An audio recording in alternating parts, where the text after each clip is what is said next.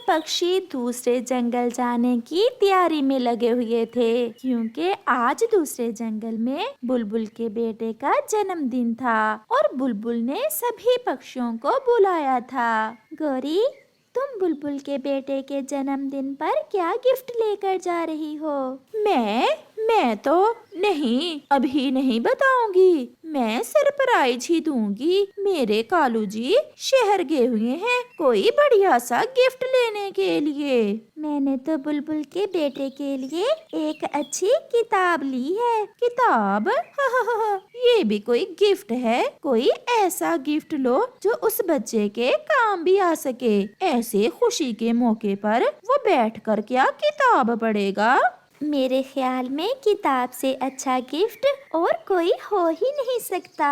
अच्छा, अब मैं जाती हूँ। मेरे कालू जी भी शहर से गिफ्ट लेकर पहुँच गए होंगे। गौरी, कहाँ गई थी तुम? मैं चिड़िया के पास गई थी कालू जी। आज बुलबुल के बेटे का जन्मदिन है। सबको बुलाया है बुलबुल ने और सभी पक्षी तरह तरह के गिफ्ट लेकर जाएंगे और हमारे पास लेकर जाने के लिए कुछ भी नहीं है। तो इसमें चिंता वाली क्या बात है? अपने पति कालू कौवे के होते हुए तुम परेशान क्यों हो? हम ऐसा करते हैं, किसी खाली डिब्बे में पत्थर डाल लेते हैं और रास्ते में किसी दूसरे पक्षी से वो डिब्बा बदल लेंगे। कैसा रहा मेरा उपाय? वाह रे कालू, तुम तो गजब के शैतान हो। ये तो मेरे दिमाग में आया ही नहीं।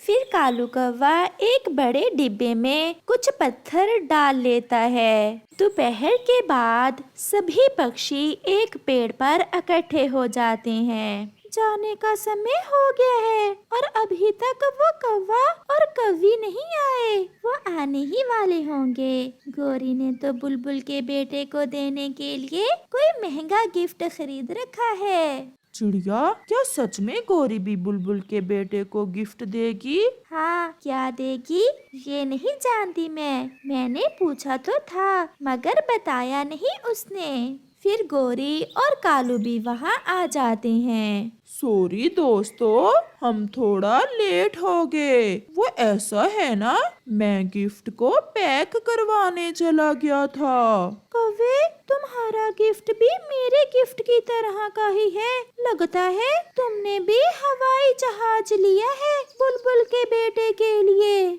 हम तो वहाँ जाकर ही बताएंगे हमने क्या लिया है। अब चलें, हमें शाम को लौट कर भी आना है। फिर वो सब उड़ते हैं। थोड़ी दूर जाकर गौरी कौवी दूसरे पक्षियों से रुकने का कहती है, क्योंकि उन्होंने किसी दूसरे पक्षी से गिफ्ट जो बदलना था, क्योंकि उनके अपने डिब्बे में तो पत्थर थे। रुके रुके, मैं थक गई हूँ, थोड़ा पानी पी लें, मुझसे और उड़ा नहीं जाता।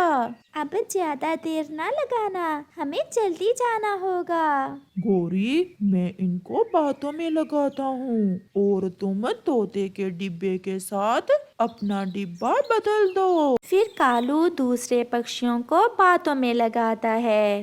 वो सामने वाले पहाड़ की दूसरी दिशा में मेरे मामा जी रहते हैं। मेरे मामा जी के आमों के बाग हैं। जब सब पक्षी दूर पहाड़ों की तरफ देख रहे थे तो गौरी कौवी तोते के डिब्बे के साथ अपना डिब्बा बदल लेती है और पत्थरों वाला डिब्बा वहाँ रखकर उसका डिब्बा उठा लेती है। कबूतर गौरी को ऐसा करते देख लेता है और कबूतर जान लेता है कि दाल में कुछ काला है जो गौरी ने तोते से अपना डिब्बा बदला है। कबूतर खामोश रहता है। वो सब फिर से उड़ते हैं। थोड़ी दूर जाकर कबूतर दूसरे पक्षियों से कहता है, रुको रुको, मुझे वॉशरूम करना है, थोड़ी देर रुको। वो सब फिर से रुक जाते हैं। गोरी और कालू, वो सामने वाले पेड़ पर कितना मीठा अमरूद लगा हुआ है। अमरूद को देखकर गोरी और कालू तुरंत अमरूद खाने चले जाते हैं और पीछे से कबूतर जो डिब्बा उन्होंने तोते का चुराया था वो दोबारा तोते से बदल देता है। ये अमरूद तो बहुत मीठा था। मैंने वॉशरूम कर लिया है, चलो अब चलें। वो सब फिर से उड़ते हैं। आखिर वो सब पहुंच जाते हैं। बुलबुल ने सब पक्षियों के लिए अच्छे अच्छे भोजन का बंदोबस्त किया हुआ था। हमें बहुत खुशी हुई बुलबुल बहन, जो आपने हमें अपने बेटे के जन्मदिन पर बुलाया।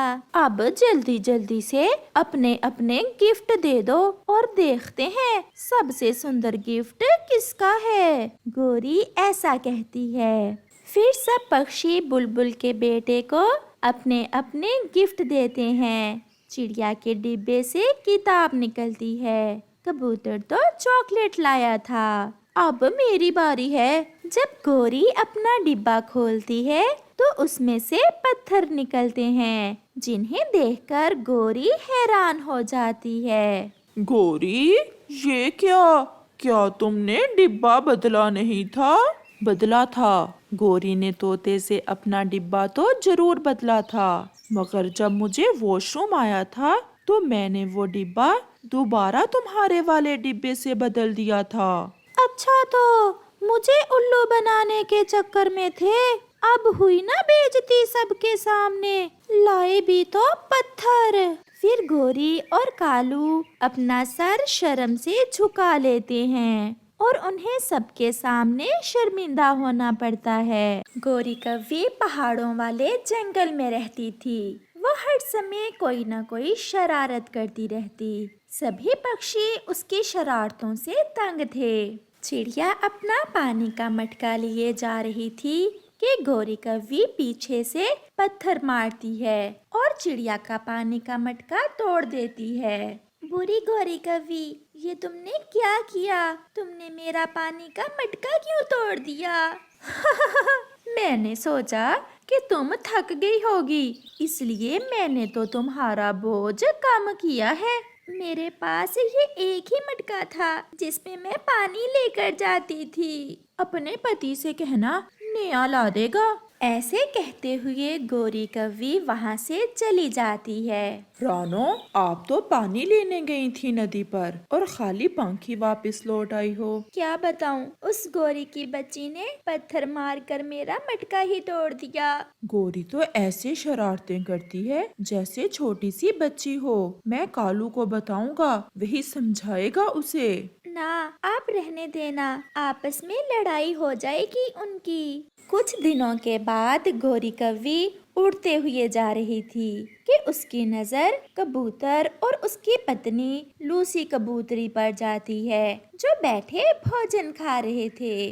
मेरे पास ये जो कड़वे पेड़ का फल है, अगर मैं ये फल कबूतर को खिला दूं तो अच्छी शरारत मिल जाएगी मुझे और उसका पेट खराब हो जाएगा। ऐसा सोचते हुए गोरी कव्वी कबूतर और कबूतरी के पास जाती है। ठंड के मौसम में कैसे सूखे दाने खा रहे हो? लो, ये फल खा लो, मेरा तो पेट भर गया है। आपको बैठे देखा तो सोचा अपने कबूतर भैया को ही दे देती हूँ मैं ये फल। नहीं, आप रहने दें, हम अपने सूखे दाने ही खा लेते हैं। कितने प्यार से लेकर आई है गोरी बहन। लाओ लाओ गोरी, मैं खा लेता हूँ ये फल। फिर कबूतर गोरी से वो फल लेकर खा लेता है। अब मजा आएगा जब कबूतर तुम सारी रात टॉयलेट में गुजारोगे। इस फल को खाने से पेट खराब हो जाता है।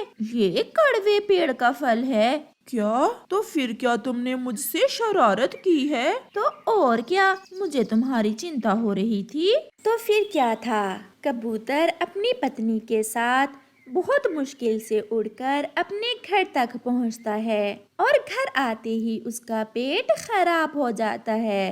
वो वो टॉयलेट में जाता और फिर जैसे ही वापस आता रास्ते में ही उसे फिर से जाना पड़ जाता। थोड़ी दूर बैठी गौरी कव्वी ये देख देख कर बहुत इंजॉय कर रही थी और कबूतर की तरफ उंगलियां कर कर के हंस रही थी। अब कैसा है पति जी? मेरे पेट में दर्द बढ़ गया है, अब तो मुझसे हिला भी नहीं जा रहा। आप जाएं और बुलबुल को लेकर आएं, मैं मर रहा हूँ। मैंने मना भी किया था, फिर भी आपने मेरी बात मानने की बजाय गौरी से वो कड़वे पेड़ का फल लेकर खा लिया। फिर लूसी कबूतरी बुलबुल के पास चली जाती है। क्या खाया है कबूतर ने? बुलबुल बहन, गौरी ने उसे धोखे से कड़वे पेड़ का फल खिलाया है। उसने शरारत की होगी, मगर कड़वे पेड़ का फल खाने से इतना पेट दर्द तो नहीं होता। चलो मैं जाकर देखती हूँ। फिर बुलबुल लूसी के साथ उसके घर जाती है। वो जब घर पहुँचती हैं तो तब तक कबूतर तो जान से ही जा चुका था। कबूतर तो मर चुका था। बुलबुल बहन जल्दी देखें, मेरे पति जी की आंखें ऐसे क्यों बंद हैं? डायरिया होने से पानी की बहुत कमी हो गई थी और आपका पति मर गया है। मैं अब कुछ नहीं कर सकती। बुलबुल वहाँ से चली जाती है। लूसी सारी रात बैठी रोती रहती है। जब सुबह होती है तो ये बात पूरे जंगल में फैल जाती है कि गौरी कव्वी ने कड़वा फल खिलाकर कबूतर को मार दिया है। चिड़िया बहन, मैं अपने बच्चे की कसम खाती हूँ, मैंने तो केवल मजाक किया था। मुझे क्या पता था कि कबूतर सच में मर जाएगा। आपको तो पता है कबूतर मेरा भी बचपन का दोस्त था। गौरी, अब जो भी कर लो, गया समय लौट कर नहीं आने वाला। चलो जाकर लूसी का दुख थोड़ा बांट लेते हैं। फिर गौरी कव्वी चिड़िया के साथ लूसी के घर जाती है। डाइन, यहाँ क्यों आई हो? मेरे पति को मार दिया तुमने, अब क्या मुझे मारने आई हो? क्या बिगाड़ा था मेरे पति जी ने तुम्हारा? हौसला करो लूसी, हौसला करो। मैंने मजाक, आप यहाँ से चली जाएं। मुझे विधवा कर दिया तुम्हारे मजाक ने। फिर गौरी रोती हुई वहाँ से चली जाती है। एक छोटे से मजाक ने एक जान ले ली थी। अब गौरी जितना भी रोए, जो भी करे, कबूतर लौटकर कहाँ आने वाला था और ना ही गया समय। प्यारे दोस्तों, किसी के साथ भी ऐसा मजाक ना करो जिस पर बाद में पछताना पड़े।